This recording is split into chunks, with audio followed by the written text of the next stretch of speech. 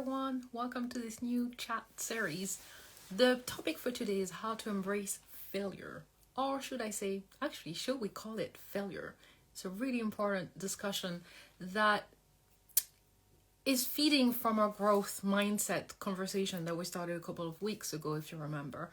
Embracing failure, like, how does it work? How do you embrace failure? Do you accept it? Do you actually wait for it to happen? If you remember from a conversation before, growth mindset is one where you believe that everything that you do, your skill, your intelligence, is something that can evolve, something that can grow, so you can learn from it. And that topic about embracing failure is definitely within this mindset. Hello! Hello, sweetheart. Good morning. How are you? I'm really good. What about you? I'm so good. I just realized the first word behind you is growth. Yeah. Nice. One of my favorite. I never realized that before. So we're talking about failure today, right? Yeah. And I thought you were making me wait and wait and wait to make a point. Oh, no. I'm waiting for you to finish your sentence. I thought there was more. Let's talk about failure. Because, for the asking question, we keep asking each other questions. So, hello, Alexia. True that. Okay. Well, so we came up with this topic for today because failure for me is such a big thing, a big part of my life that I was always ashamed of. And something I learned that, we never really are being taught, particularly not in the dance industry, wherever you are at, that failure is acceptable or how to deal with it. Yeah. Yes, so we want to break that mold today. We want to talk about this because it is part of life. It's actually a stepping stone, in between successes. That's where failure lies. We can even rename it, whatever works for you. If it's an opportunity or if it's feedback, whatever works for you. But for me, it was always like the word failure feels so heavy that I can hardly breathe. And I actually confronted with that last week. And I totally agree with you. The word itself may need to be rebranded. Let's do that. Yeah. Well, as you know, I'm trained in neuro-linguistic programming, and it's so common and universal to think of failure as a bad thing, that one of the presuppositions in neuro-linguistic programming is I never fail. I'm not, there's no such thing as failure. There's only feedback, which is one of the words that you used. Right.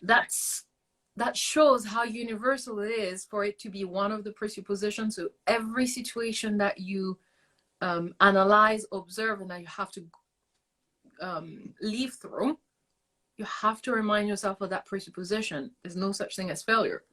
There's feedback. So it really shows how important this topic is, because everybody has to learn this. Right. So let me ask you a question, and maybe we'll talk about this right now. In a society, and I'm talking about the ballet and dance bubble that we're in, the word failure is seen as something very negative. The action of not doing something right is failure, and therefore you're not good enough. How do we, as every single person, actually adjust our beliefs and our thinking so we can have these both beliefs actually come together? Or even better, how can we not have the negative belief around failure actually have us sink and not wanting to go out and try other things because we are afraid of feeling the shame not being good enough? It's a very good question. I think it's one of the easiest of all the topics we talked about. It's one of the easiest, I feel, to change the way we react to it. It all goes down to our initial reaction. So as soon as possible, stop yourself from saying to yourself in your head, I failed, I didn't do it, I'm so bad, blah blah blah, everything that goes after that, into, okay, I didn't meet my objective yet, what can I learn from what happened? And just really focus all your attention, energy into, okay, I'm not there yet, but what can I learn from what just happened? And for me, that's extremely important, because sometimes we tend to go to the other opposite, which is pretend nothing happened, and it's not helpful. No. Something happened. Right. And something you can, go ahead. Sorry to cut you off there, but it's so important what you're saying there. It's actually really looking eye to eye to what didn't work. And that's not just personally, but it's like globally, like what did not, where can we adjust? How can we do it better? And if we don't do that, we're not giving ourselves the opportunity to actually be right, when we're just putting all this stuff under the rock and don't want to even look at it, because we're so of it, because we are trained not to look at our failures, because it's not okay to do so. But sometimes I want to ask, are we really trained not to look at our failure? Because if I take the most simple example in the day of a dancer, you do a step, let's say a pirouette, and you don't finish it very well. Technically, you failed. The pirouette wasn't clean. Aren't we actually trained to look at what happened? Well, if we're properly trained, let's take that. Aren't you supposed to look at what just happened? What do you need to change in the way you approach that pirouette, so that the next time it's a good one, and you would not, because otherwise you're in a mindset where you just try and it's luck. So is that a question? And I would say, if that's a question, can I answer it? Yes, go ahead. Okay, so are we trained? I would say yes and no. I think dancers are trained to be very hypersensitive to all of the mistakes they're making. Yes. And repeating, and applying corrections until the mistakes move away or it works. And sometimes it's luck, and sometimes it isn't. Sometimes it actually, your body has learned how to not make that mistake anymore. But I don't think that we actually train dancers to really understand that with the mistakes is how we are actually learning how to navigate them. Meaning, let's say, okay, what am I going to do on stage if I fall? Or how am I going to react and feel if the period that I have been training for the last 6 months doesn't work on stage, because my adrenaline level is through the roof, because I am actually giving my anxiety and my fear of not performing well more power than the knowledge that I can. And then what do I do? Will that one misstep define the rest of my performance? Will it define who I am and how I'm going to show up for the rest of the day and the week? Or do I have the tools in my tool bag to move on, and I'm not going to say shake it off, but use it as oh, this just happened. Let's go back. Why did this happen? How did it happen? And how can I prevent next time it from happening? No. And I think that's where, I grew up with corrections being either written on a board. Okay. Or, a flyby. Hey, remember, you weren't in line. Next time you need to be in line. That kind of feedback is what I was accustomed to. I'm not saying that it's still like that. From what I'm entitled to know, it is still like this. In some places, yeah. And I love listening to you, because I realized that somehow I was lucky because I didn't have many teachers like this. So it's good for me to have this conversation, because it's kind of like a reality check. Right.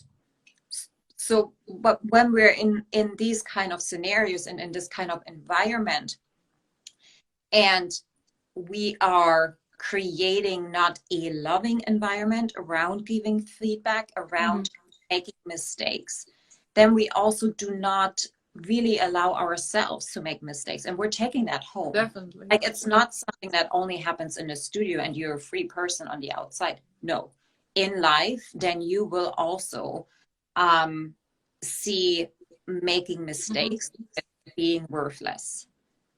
Definitely. Because it's like everything we talked about, it's a skill, it's a muscle that you have to flex. So if it is complicated in your dance career, then you need to start somewhere else so that you get stronger and that you can start applying it in your work. Thank you, Sarah. I want to share a personal story. Sure, love to hear. It's understandable what this kind of culture has translated into my life, even after leaving the performing arts for a long time. I was actually asked last week what my biggest fears are. And one of them is to fail, because I equate success with being lovable.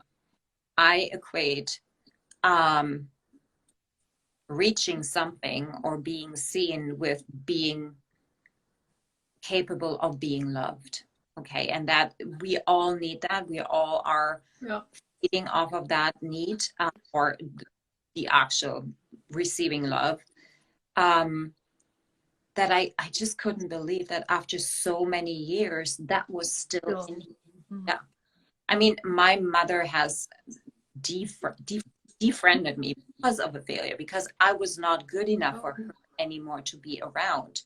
And it took me quite some time to understand why that is, because she thinks different around failure than I do. And this is why it is now so important for me to actually understand and be able to talk around our failures and what it actually ignites in us, that we can see it as something that's part of us, you know. And I think it's so important, even if we're denying ourselves our failure, we're also denying ourselves to learn and what can give us, and seeing them as a gift and not something that makes us worthless. And that's exactly what I was saying. Disregard it as if nothing happened is not helpful at all. And maybe to also bring back some of our previous conversation, it is okay to be sad, upset, and cry when something didn't work out the way you wanted. Because if anything, that shows that you cared. You cared about what you put your heart and energy into, and you cared about the objective. Then it's okay also to call a friend, and you have, like, you need time, and whatever time that you need to get over that is okay. What's important is then to move to the step that I was talking about before, which is, I've not reached my objective yet. Put it back into a long-term perspective. This is just a step. Maybe it's just a detour. Maybe it was actually meant to be, because maybe you need more time. Who knows? So many things, you know. Maybe you're not ready yet. So this, and that's how I like to actually see it. It's okay, I wasn't ready yet. I had to learn this, because something bigger is coming, and you need to know that things. And very quickly going to, okay, I'm not there yet, but what can I learn from it? What did I do right? What do I want to reproduce next time? What do I want to change? What is this experience teaching me, or what did I learn that can help me get to my objective? Or maybe sometimes an important question we forget, is my objective still my objective? That's a hard question, but it's an important one. Do I still want my objective? And sometimes when things do not work out, it's a good time to ask yourself this question. Because I guess you're aware as well, as much as I am, we are very good at self-sabotage. And yeah, and sometimes a failure, I don't like that word, but that's the one we're going to use today. A failure is actually a sign that you didn't want the objective and you make this happen. So that's something to consider. Right. So awareness is key. A well-rounded dancer, you know, does not just happen at the bar and in the center and on your pointe shoes. It also happens by diving deeper into what didn't happen, or what went wrong. It's with asking the right questions, or asking questions to begin with. Asking questions, yes. Yeah, asking questions. And we We're talked back about to that conversation. about questions, how Growth important, mindset. It's all about growth mindset. right? Because it pushes us forward. Definitely. The reason why we're afraid to putting ourselves in like uncomfortable situations, because we don't want to be confronted with our limits, you know. And by asking questions to ourselves, this is how we can push those limits further out. I still get nervous when I go into an interview and they ask me questions, and I'm like, oh, what if I can't answer the question, or what, you know. But then I fall and I say, okay, I don't know things around this topic yet. I didn't speak well around this yet. This is why we're on here too, right? This is great for everybody that's watching and wants to ask questions. But this is also for us to get more rounded and showing up and providing value to the people that are right now somewhere struggling and maybe need to hear that. And it is also for us to get more comfortable in speaking in public. Like I'm being completely transparent. As much as I love serving, this is also for me pushing me outside of my comfort zone. And I was about to share that as well, because you share more than me, so I'm trying to learn from you. Trying to learn from you. And then when you were speaking, I remember that I always wanted to do so many lives, but I thought, yeah, but what if you can't find the exact word that you're looking for? It's not like when you pre-record the video and you can edit it or write the script. And when you suggested that, I was like, you know what? Let's just do it. Good. Yeah. Let's just do it. Because I mean, what's the worst that can happen? I can't find my words. There you go. And I'm notorious for that. So shall we put a bow on this? Because I think so. Yeah. So fail forward. Isn't that the saying in the entrepreneurial world? Just fail forward every single time. I would even suggest to sit for a little bit and every day and really lean into, hey, what has worked in my life so far? What hasn't worked? And what did I learn from what didn't work? And how much control can I take back by actually looking at what did work? And for, oh, thanks, Sarah. Thank you. For, I lost my train of thought. See, there we go. Lost for words. Oh. To be able to learn from this by looking at what we did wrong. It feels awful. I tell you right now, it feels terrible. It's that knot in your stomach. That's another thing that I just learned. I was never willing to look at what I did wrong in an actual physical space. Like where does your fear live? The fear of failure, for example. Where does it live in your body? And when we can actually localize where it is easier for us to gain our power back. Like as soon as you shine a light on your fears, and if that's the fear of failure, for example, it takes its power over you and your decision making and you, the way you're acting, away. So I'm gonna tighten up the bar a little bit more. And I would suggest to remove the labels right and wrong. Beautiful. And to start thinking about these are situations where things didn't have the result I was expecting. That's what I would recommend everybody to embrace so that they can embrace failure. Situation where things didn't turn out the way I was expecting, rather than right and wrong. I love it. Thank you. Thanks, guys, for staying with us and being here. We're going to be here every Tuesday. I guess so. Totally. Well, committed. That's, being consistent. One part of being successful is being consistent. Those are very important topics. I never realized how important and interesting they are. So thank you for suggesting this. Yes, you. See you next week. No, yeah, we'll see you tomorrow. I see you. Oh, yeah, see you tomorrow on Pointerize account. I am sorry about that. Thank you. See you tomorrow on Pointerize account, because on Wednesday we chat on the Pointerize account and on Tuesday on the Call the Ballet account. Bye bye everyone.